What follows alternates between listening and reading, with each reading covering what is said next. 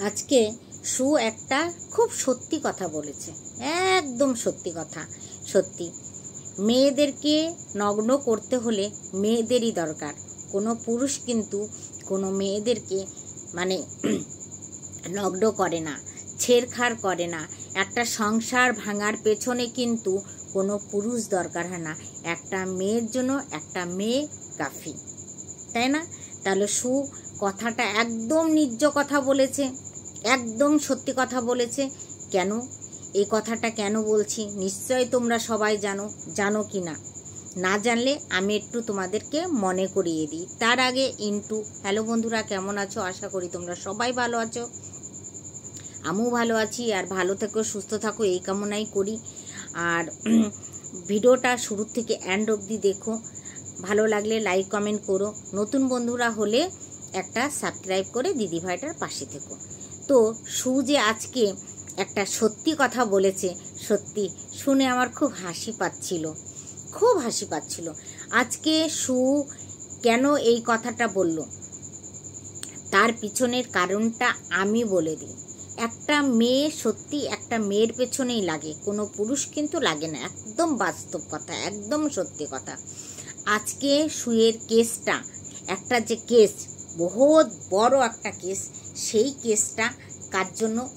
এই সু কিন্তু একটা মেয়ের পেছনে লেগেছিল, উদম বাদম পেছনে। সে যে কি পেছনে লাগা, ঠিক আছে? তো এই পেছনে লাগার শুরুটা কিন্তু কে করেছে বলো তো? এই সু, আর কিন্তু করেনি, এই করেছে বলে আজকে সে ভালোভাবে বুঝতে পারছে যে আমি লোকের একটা অন্য মেয়ের পিছনে লেগে তাদেরকে মৃত্যুর পথে এগিয়ে দিয়েছি, কিন্তু তারা মরেনি। এত কটাক্ষ করে কথা বলেছি, তবু কিন্তু তারা না আলাদা হয়েছে, না তারা মরেছে। তারা জিন্দা থেকে সুকে বুঝিয়ে দিয়েছে যে দেখো আমরাও আছি। তার জন্য সুয়ের নামে এত বড় একটা কেস কোথায় করলো? দিল্লিতে একটা কেস করলো এই সুয়ের জন্য। আজকে সু যে কথাগুলো বলছে, তারা শিক্ষিত না মূর্খ, তারা লেখাপড়া জানে কি জানে না। আমি বলি, সু তুমি তো অনেক লেখাপড়া করেছো শুনেছি, কিন্তু আমি দেখি মাঝে মাঝে তুমি কমেন্ট পড়তে গেলে কিন্তু আটকিয়ে যাও। দেখো আমরা তো আনপড় গাবার, সেখানে আমরা কোনো সময় বলবোই না লেখাপড়া করেছি, একদম আনপড় গাবার, ঠিক আছে? অ বলতে খ জানি না। সেইখানে তুমি কিন্তু একটা MA পাস মেয়ে, তাই তো? MA পাস করেছো, তাহলে তুমি যে কাজটা করেছো কণিকা উজ্জ্বলকে নিয়ে, তার সন্তানকে নিয়ে, এটা কিন্তু তুমি ভালো করেছো। আজকে তোমাকে তোমার সংসার ছাড়া নিয়ে যারা তোমাকে কটাক্ষ করে কথা বলছে, সেখানে তোমার কিরকম মির্চি লাগছে বলো তো? আষাঢ়ি মির্চি, তাই না? বিচুতার পাতা, মনে হচ্ছে তোমাকে খালি একটু ছুঁয়ে দিচ্ছে, ব্যাস তুমি সারাদিন বসে বসে সেটাকে চুলকাচ্ছ।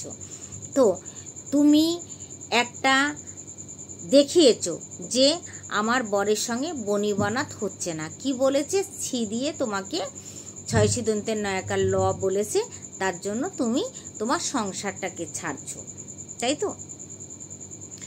তুমি এই কথাটুকুর জন্য তুমি তোমার সংসারটাকে ছেড়ে দিচ্ছ।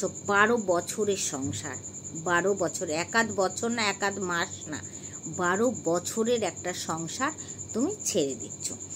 সেইখানে কণিকা উজ্জ্বল কিন্তু এরকম কোনো টপিক তোমাকে দেখায়নি, কিন্তু তারপরেও দিনের পর দিন তুমি যেভাবে ওদেরকে কাটা ছিঁড়া করে নমক মির্চি লাগিয়েছো, দেখো ভগবান উপরে আছে, ভগবান উপরে আছে। আজকে তাদের সংসার তাদেরই আছে, তারা দুজনা ঠিক সংসার করছে, তোমার সংসারটা ভাঙতে চলেছে। তো ভগবান উপরে আছে। বলে না পাপ পুণ্যি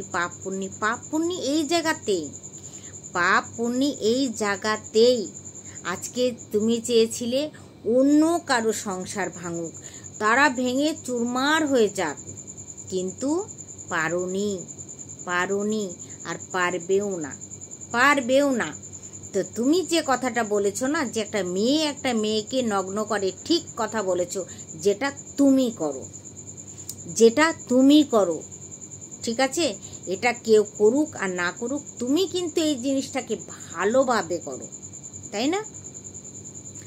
আজকে তুমি বলছো যে আমি কন্টেন্ট দিচ্ছি বলে যার 200-100 ভিউজ হয়, সেখানে 400-500 ভিউজ কামাচ্ছে শুধু তোমার জন্য। তারপরে বললে ছোট মুখে বড় কথা, সেখানে আবার বললে না এইটাই বাস্তব, তাই না? আচ্ছা, তুমি যে এতদিন মানুষকে ছিঁড়ে ছিঁড়ে খেয়েছো, সেটা কারা কন্টেন্টটা দিয়েছে? তোমার কন্টেন্ট নিশ্চয় না। তুমি কন্টেন্ট নিজে তৈরি করনি, কাউকে নিয়েই তারপরে ভিডিওটা করেছো। এই যে বেচুকে তুমি সন্দীপকে এত বেচু ডাস্টবিনের কিট ফেলানা ঢাকানা, তাই না? তার বইয়ের জন্য তার সংসারটা মাটি হয়ে গেল, তাকে কিনা বলেছো, তাই না? সে কিন্তু একটা নির্দোষ ছেলে, কিন্তু তবু তুমি কাটাছিড়া করতে কিন্তু তাকে কম করনি, যথেষ্ট কাটাছিড়া করেছো। তার জন্য বলছি ভগবান উপরে আছে। আজকে তুমি অন্য কারো সংসার ভাঙতে চেয়েছিলে, কিন্তু আজকে দেখতে পাচ্ছ তোমার নিজের সংসার ভাঙছে। এখানে তুমি কি বলবে?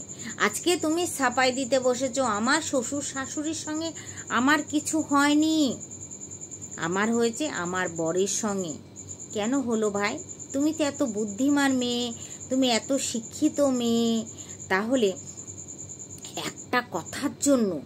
একটা কথার জন্য তোমাকে সংসার ছেড়ে চলে যেতে হলো? হ্যাঁ, তাহলে কোনো মেয়ে যদি তার বাড়িতে থেকে যদি অন্য ছেলের সঙ্গে চ্যাট করে, কথা বলে, সেটা অন্যায় না? না তার পা ধুয়ে তাকে বসে থাকতে হবে, জল খেতে হবে, তাই না? যেটা সন্দীপ করতে পারেনি, তাই না? কোনো ছেলের পক্ষেই সম্ভব না এটাকে মেনে নেওয়া, কিন্তু তারপরেও দিন রাত তুমি সন্দীপকে বেঁচে খেয়েছো। কাকে না বেঁচে খাওনি বলো তো? রিম্পাকে বেঁচে খাওনি? তুমি খাওনি? সীমাদিকে তুমি বেঁচে খাওনি? কাকে না বেচনি বলো তো? কাকে না বেচনি? আজকে বেচতে তুমি হাঁপিয়ে উঠেছো। আজকে তোমার সংসারটাকেই ভাঙছে, দেখতে পাচ্ছ? আজকে তোমার সংসারটা ভাঙছে, জানো তো? কেউ যদি পরের চালে ছোট্ট একটা পাথর ফেলে, ভগবান কিন্তু তার চালে বড় একটা পাথর ফেলে। বুঝতে পেরেছ? তা তুমি নিজেকে বোঝো যে তুমি কি করেছো জীবনে। প্রত্যেকটা মানুষের সংসারকে নিয়ে উথাল পাতাল করে দিয়েছো, তাই না? আজকে তোমার নিজের সংসার নিয়ে উথাল পাথাল, তাই তো? এটা ভাবতে হয়, এটা বুঝতে হয়। পরের সংসার ভাঙা না, নিজের সংসার। বুঝতে পেরেছো? পাপ পুণ্যি এখানে যা কর্ম করেছো তার ফল তো তোমাকে পেতেই হবে, কিচ্ছু করার নেই। কর্মের ফল এখানেই দুনিয়াকে দেখিয়ে দেবে, কর্মের ফল যেটা তুমি করেছো, জানো তো?